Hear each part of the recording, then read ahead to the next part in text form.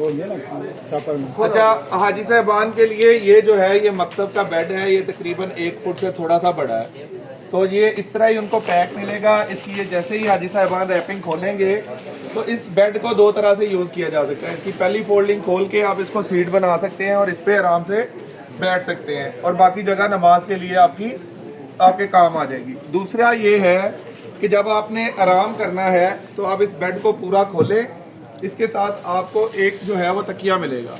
वो तकिया आप इस साइड पे रख के आप इसमें आराम से लेट सकते हैं। जो लोग जरा बल्कि हैं वो जरा साइड लेके लेटेंगे तो रात जो है वो अच्छी गुजर जाएगी। उसके अलावा जो है इस गद्दे पे डालने के लिए आपको बेडशीट भी यहाँ पे ही अवेलेबल होगी, और इसके अलावा जो कंबल है ऊपर लेने के लिए वो भी अवेलेबल होगा।